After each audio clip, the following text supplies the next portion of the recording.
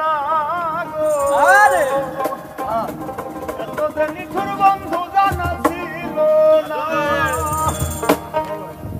দিল না